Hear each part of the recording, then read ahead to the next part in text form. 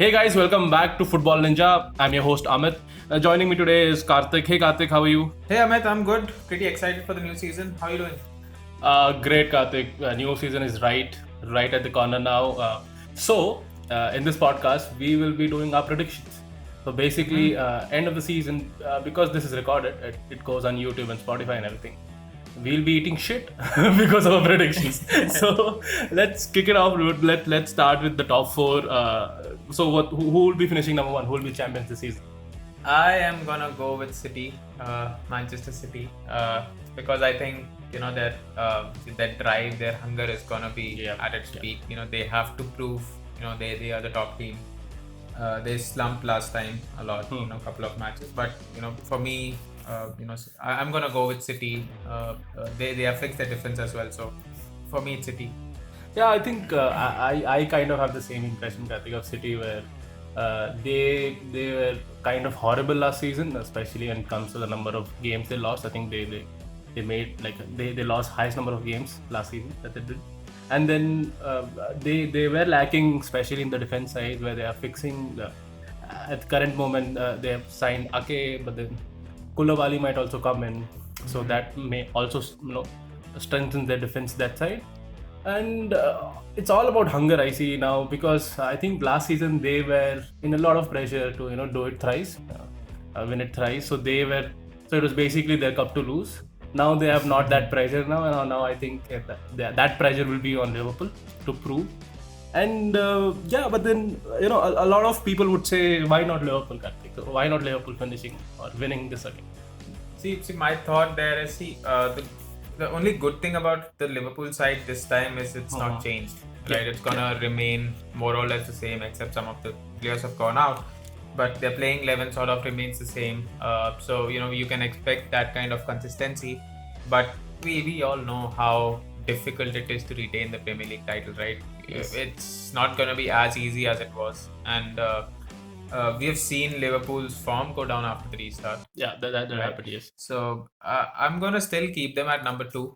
So Liverpool for me is gonna finish second, not too far behind City, but I don't think they're gonna win the league this time. Yeah, and the kind of I'm kind of also disappointed by Liverpool, the kind of signings they have done or not done, right? And I think Liverpool is a side which is like high reliant on their playing 11, the kind of chemistry that they have. Like unfortunately, they didn't see any big injury to the top three. Yeah. If that happens, who comes and replace them? And especially when you basically saw like the top three last season. Firmino had a bad season, right? And still they won it. So that gives some positive light to them. But then, what if Salah gets an injury or is out for 6 months? Or what if their best player Mane Yeah. gets injured, So, right? so what happens then? And especially when a new player comes in, you don't see that chemistry in Liverpool. Like that is something that I really like about City, where any player who comes in knows the system, right? So they come in, they know the system, and the kind of squad that they have right now, City is much more better than. So yes, there is an 18-point difference if you see, but then you really can't judge a team based on the points that City has. They had bad season, they especially defensively, as I already said. But then I feel this would be a very close counter. But then I think City would edge over Liverpool. It would be difficult for them to retain this time. This is what I think, and I'm happy you agree to it. But I think now we move on to a place where we definitely won't agree to. Third and fourth. Who would finish third, Karthik? So for me, it's gonna be Chelsea. Obviously, Right? Chelsea. So I mean, they have revamped their team way too much, right? And we know from the spending that they have done, it's like way higher than any other team in the Premier League this side. And of course, I mean that's the money from the last transfer window, the winter transfer window, and then this transfer window, and then you get a lot of money from Hazard and Morata. So for me, they're going to be number three. My only worry is the chemistry bit, which you were talking about in Liverpool as well, right? Because they are all new players. They're all going to play together sort of for the first time, together. So that might be a little difficult, but I think that's something that, these guys are professionals, right? So that is something that they can overcome. There's a good, at least I can talk about the front three and the midfield three, it's going to be amazing. If they gel together. So there's going to be Pulisic, Werner, Ziyech, Havertz, Kante, Kovacic. It's going to be, it's going to be. I'm really excited to see them play this season. And the defense is also sort of fixed now with Chilwell and Thiago Silva coming in. They might still sign a goalkeeper. But I sort of think that Kepa is still gonna be the number one for the majority of the season. Even if they sign the keeper, that's more like. Isn't that the worry? And to be very frank, so for me, the problem is the keeper. So that's worry number one for Chelsea to, you know. And the second thing is there are so many changes that you guys have done. Like, what if there have been instances where a lot of people have come in individually, probably stars, but then as a team they don't really shine that well, and that has happened with a very good City side as well. The first season with under Pep Guardiola, right? So and when you see what do you have in midfield, Barkley will come in as a substitute. I see, and things like that. No, so especially so my reason of putting Manu in number three is that it's almost was very similar. See, I think Manu can easily be on number four, and I'm optimistic for Manu, so I'm putting them on three. Because definitely City and Chelsea, City and Liverpool are little ahead of currently of Right. Man United and Chelsea. But if things work out with the current set of players in Chelsea, with the kind of signings that you have done, with all the Morata money, Pulisic money, Hazard money that you guys have bought, if those things really work out well for Chelsea, then probably you would be still competing for second position. That's what I think, right? But if that doesn't work out, it's going to be a horrible season for Lampard. I don't think so. He would have any ground to justify that. Now that Yeah. yeah. And then especially if I think it'll be difficult for Chelsea as well, because if Chelsea finishes anything less than top four, it would be probably a season where you guys end up sacking Lampard, right?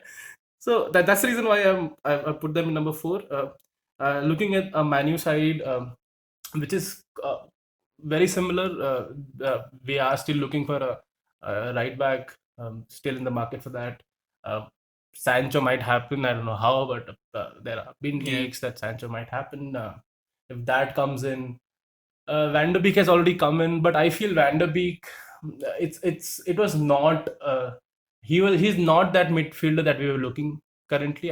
He's obviously he's an amazing midfielder. You have seen that in Ajax. He has done things in Champions League against Chelsea as well. So there is a lot of history there. But then we already have an attacking midfielder. His name is Fernandes. That's what they call him. Yeah, that's what they call him in the 2019 FIFA. But yeah, Bruno is that midfielder, right? Attacking midfielder. But then we needed a defensive midfielder. But then he doesn't really come and fit the system which Ole Gunnar Solskjaer would have wanted. But then let's see how does he utilizes him, which is a very as in somebody coming out of the bench is an amazing player like that. But most of the side is unchanged, right? So But my only question is, so was Van de Beek a pressured signing because Maybe, you guys yeah. haven't Yeah, so signed and there was pressure from the fans and everybody is talking about it that United hasn't signed any player. So was it one of that? which I was very vocal about why they are not signing players, and Van der Beek is not a bad signing. Please Correct, admit, right. he's not a bad He's not player. a- It's just that we don't need, or if you are going more or less like a City, route where you buy as many good players as you want and you make your squad big, which probably we would require in Champions League. But I don't think so. Van der Beek is a player who will be happy sitting on the bench. Right. And that like he has played most number of games in Ajax in the last 3 years. He had an injury. He just missed 21 days. That's it, 21 days. 3 games. Yeah, so that's the guy. That's the kind of player he is. So he would definitely not be happy sitting out. But then who sits on the bench, right? So Pogba is not going to be happy sitting on the bench, or Bruno Fernandes. Bruno Fernandes has been your best player after the restart, right? Or say since January. I think he's the best signing that we had in a long time, right? So now nobody is gonna sit on the bench. So the question again comes in that of course you're gonna rotate players, but then there's still gonna be that playing 11 that's gonna be playing in and out. And also, Karthik, the worry that I am I have for Manchester United is who is a defensive midfielder. See, Mattis is getting old, right? And I don't know, he's renewed his contract though. For 3 years. Yeah, for 3 years. So, so the only other option that I see for Matic is McTominay. McTominay was introduced in Mourinho's era, came Yeah. in, and he also, introduced him because he had that pressure of, introducing some academy player into the team, and has not been or not been seen in the starting 11 for a long time now. Yeah. I think the only highlight that he would have in the last season would be scoring against City. Yeah. Yeah. And then where do we don't have a notable person there. So Fred is there, and I think Fred Vanderbeek coming in would also threaten his presence now, and he might be also looking out. That has also happened. So now, where do we kind of needed some good defensive midfielder, but we don't have that yet. Yeah. The only good thing that Manu has done is we have also signed the keeper back. So so that would be nice, because now Diego would get a good competition, and Dean Henderson would give a nice competition, looking at the kind of amazing season that he had in Sheffield United. That so these things are positive, but then I think we need two signings. Like we need Right. somebody in the right back role, especially Brandon. We have spoken enough about it. Brandon Williamson, it's too young. Luke Shaw is not performing at the level that we expect him to perform. And then if we get Sancho, then that would be a signing to look up to. That would be. So I have one last question for Man United, right? So your squad more or less remains the same, Yep. right? Except for Van de Beek. Now, this squad, as you know, they got 66 points last season. Yes. Right, and so that's what sort of that's their capability, right? If we want to put it that way. So do you think that's enough to finish top for this season? It was last season, but this season I think it's going to be a little difficult, just getting 66 and finishing, at that level. So what, especially what has happened in the last 2 3 Premier Leagues, and now the Corona thing that's happening. Yeah, so the squads are being revamped, not at the rate if there was no Corona. So definitely, if you see Chilwell coming in, what Chelsea did really well this time was Chilwell was probably in a normal situation would be an 80 90 million dollar signing, right? But now that there is more pressure on the players, like there was less break. There was less break Right. given in the middle in the 2 seasons that they started. So there's a different kind of pressure that we have not seen. So we can't compare this season with any other season, right? The catch up that Manu has done, especially post Christmas, was amazing. They were 15 points, 15 Right. points behind Leicester, and that's a very similar story with Chelsea as well, right? I think at a point of time, Chelsea was almost 15, 16 points ahead of the fifth position, and they ended with 1 point, or sorry, 4 points away from Leicester. Yeah, 4 or 3 points away from Leicester. So that kind of confidence is there in the team now, and that has only become because of Bruno Fernandes coming in, right? So now imagine that. That kind of confidence is since like the beginning of the season. Like, we had a lot of games where we could have won, we did not do it because we lacked that creativity, that which would be there in the beginning of the season with Bruno in there, and let's see what kind of role Van der Beek will also play in that midfield to give us an extra. So my only other worry is that high reliance on the front three, Rashford, Martial, or Greenwood now performing really well after restart. So what if one of them gets injured? What if, say, Rashford gets injured? So we saw they got about 16 17 goals this season, both of them. Good number of assists as well. So between three, they I think they have almost 50 goals. Right. So now who comes in? Who Daniel James? He's good. He's still young. He's not a bad player. Of course. He performed really well in the beginning of the season, Right. and at the end, I think he was not used enough, or probably manager lost trust in him, which happens if you don't perform in crucial times, which he did not. I feel that that would be a good thing for us to as well as also see what is his true potential is now, because he has that pace. I think probably he's the fastest on the pitch when he's there. It's just that he never got that kind of supply from anybody around. So now it's just one thing that we that sparks that light in Manu right now is Bruno Fernandes, right? So the kind of passes that he gives, the kind of gameplay he makes, and especially as well, right? So now we saw him play Portugal play against Croatia. The kind of game that he had was amazing. So he's already in a good form, right? So that's the one player that I'm really worried about. I even if Rashford gets injured, I don't want Bruno Fernandes to be injured, right? So I'm worried about him more than Rashford or Martial or Greenwood. Yeah, so that's the worry I have, and definitely we are heavily reliant on the top three, as you said. But then there is no substitute as well. If you see currently, like we have Igalo, but then he is performing, but then he's not been starting in all the Premier Leagues. He's been playing in Europa. So let's see how does that work out. And I don't think so. Greenwood also would require an injury to get out. He is doing enough shit right now to be out of the squad.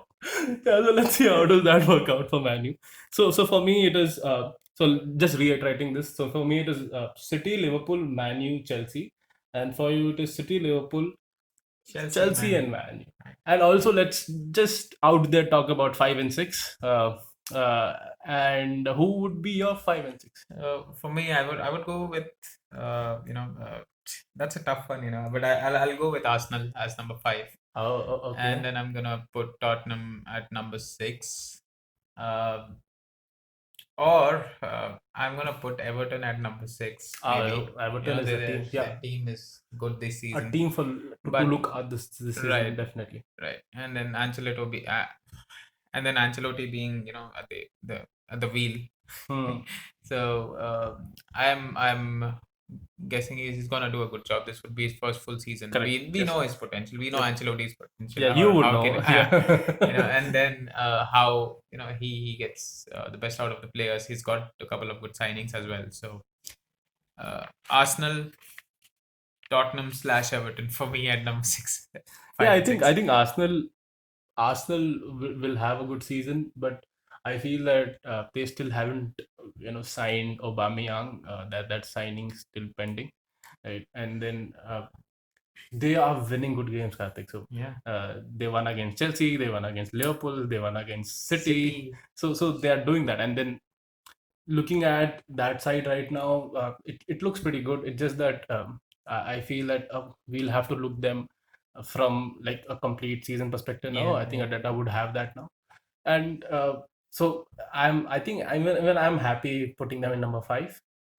Number 6 Spurs. See, this would be Jose Mourinho's second season with Spurs. That is his golden year all the time. but Yeah. but do you think he'll be sacked this season? I mean, if he doesn't, if he cannot perform, if he doesn't finish at least 5th or 6th, he's gonna go But for do you sure. think they'll wait for him to finish? I think the problem here is It just depends on how he starts, right? At least till December, he's gonna get that time. But we know Tottenham's hierarchy maybe slightly more patient than Chelsea's or Roman Abramovich, right? Like 10 games, or you're losing, fuck off. Right? That's what happens. So probably till December they're gonna give him time. But if he does perform well, if by Christmas, if he's somewhere around 5, 6, 7, I think he's still gonna go ahead and finish the season. yeah, and one thing that I feel really sad about Spurs is I think 2 seasons back they were in Champions League final. Oh, yeah. And then this would be like the worst hangover ever, right? I think we did not predict them Yeah.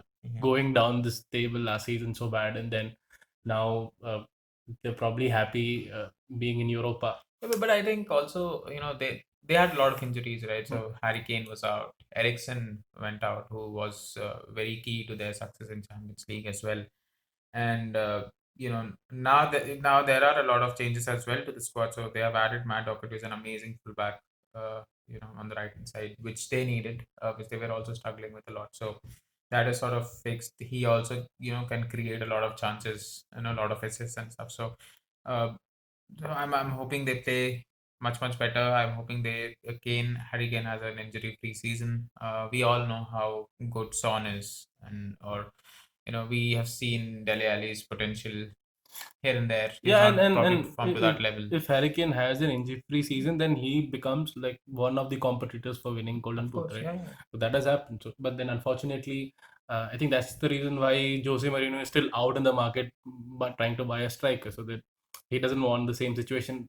So I think very evident in the Amazon series where Son became the striker because of so many injuries to the Spurs side, right?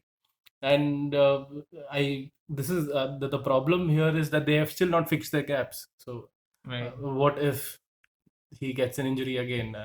And they had, as you said, a very bad line with injury. I think at the time he was dealing with five injuries to Yeah, yeah. the starting 11. And I think this is the problem with Jose Mourinho all the time. He was in Manu, he was dealing with something very similar, five, six players injured. Uh, so I'm putting them in sixth. I think they might slip. I'm not sure about sixth as well. I think Everton would be a really good side to look for. And for that, so we would also discuss our surprise teams in this podcast. But let's finish the relegation zone first. So Karthik, bottom three or bottom four? Oh, that's tough, but I'm gonna go with uh, West Brom, Fulham, and maybe Crystal Palace this time. Oh. I think they survived last season. Roy Hudson did a great job, but they haven't considerably improved their squad or anything. So I think it's gonna be a little difficult, but I'm gonna go with Crystal Palace. Even Aston Villa. I mean, I'm a little skeptical, but I still think they're gonna scrape through.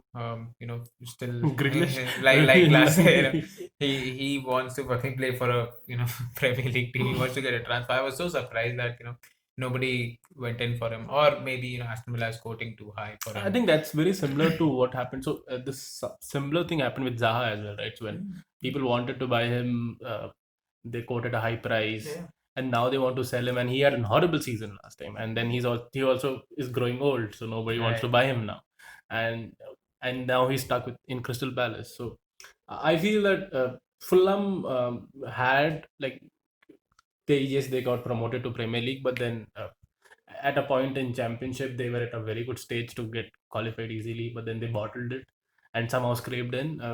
It would be difficult. They've also bought a PSG keeper, right? Yep. On loan, yeah. Yeah, so that he has also come in. I hope that helps. But then uh, uh, West Brown has again did not have the. Maybe they might turn out to be Sheffield United. I don't know. Yeah. But then it's just the performance that they have, the way they have Leeds, the way they came in, the kind of signing that they're doing. It looks like they want to be in Premier League, Yeah. but that kind of I think probably signing that we are not seeing in West Brown and Fulham. And then I feel it won't be Crystal Palace. I feel it'll be Aston Villa, uh, who will get relegated this time. I think they somehow the reason why they are in is because Watford fucked it for themselves. It's yeah. So yes, Grealish scored that goal and they were saved, but then that platform was given to them by Watford. So now I don't think so. Any other team would give them that platform. That's the I think fourth would be Crystal Palace for me. Yeah. But you still think they might get ready? They might get Yeah. relegated as well. Yeah, so that is so those are our top six and bottom four guys. Now going to talk about our predictions of the winner of Golden Boot, uh, signing of the season, and also the surprise team that we are looking for this season. So Teams to go ahead, watch out Karthik. for, yeah. Gold. So Golden Boot, I'm gonna go with I'll say Timo Werner. I think he's he's scored a lot of goals for Very RB unbiased Leipzig. view. Nice. No, but he scored a lot of goals, right, for RB Leipzig, and That's in Bundesliga. he right, but then he also scored when he just came for Chelsea. It just took him like 3 minutes to score, right?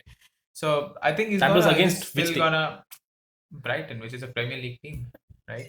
So I mean, we still haven't seen him play against anybody else. Yeah, So let's see, correct. right? So, So but yeah. Anyway, I think he has that good finishing. He dribbles well. So I'm gonna go with Timo Werner scoring say about 23 goals this season. oh, nice.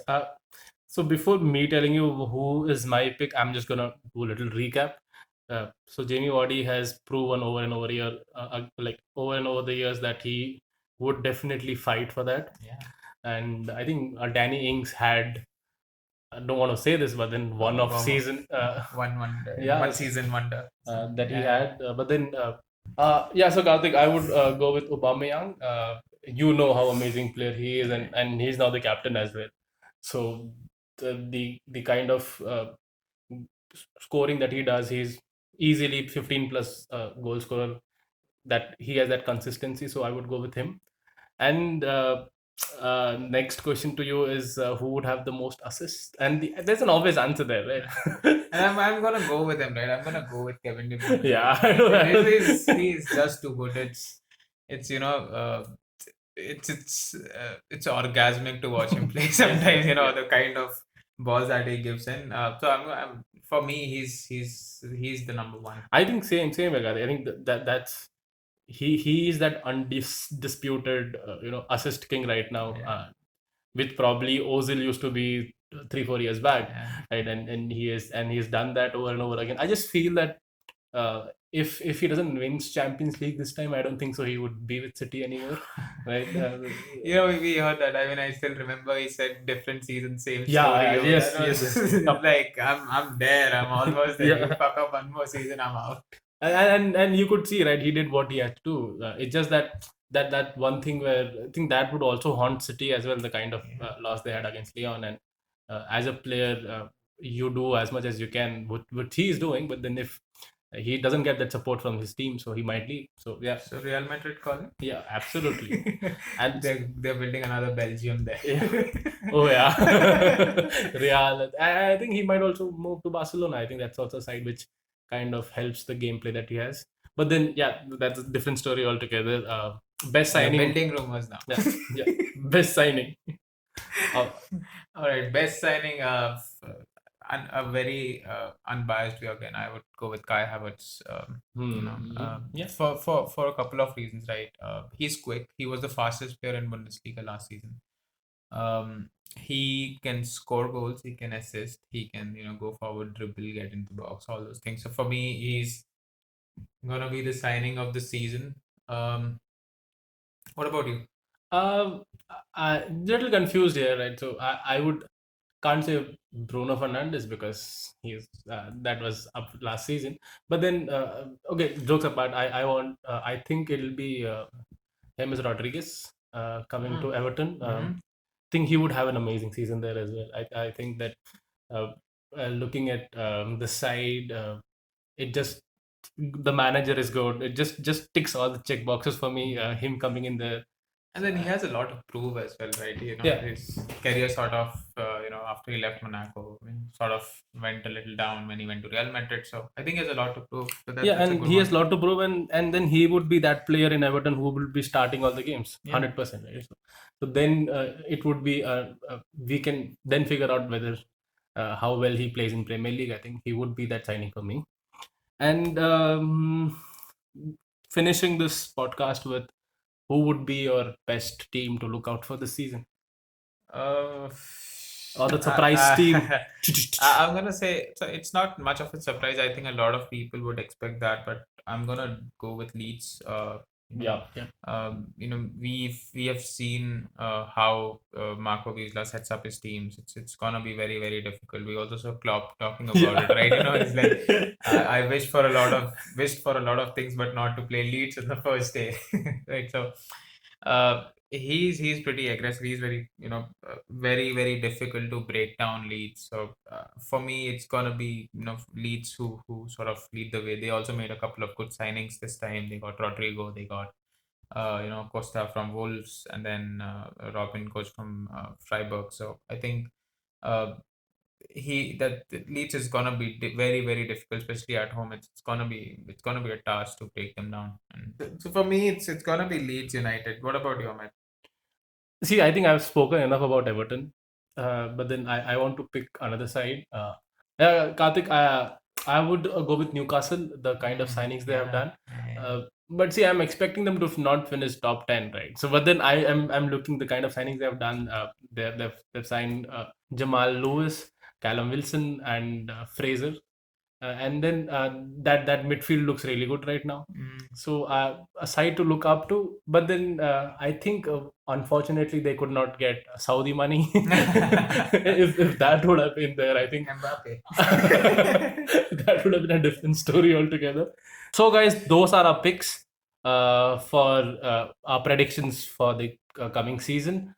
Please let us know what are your thoughts about this coming season. Who are you rooting for? Do you think Everton might win the Premier League? You let us know in the comments below. Please subscribe and like the video for more such amazing videos. Thank you so much, guys.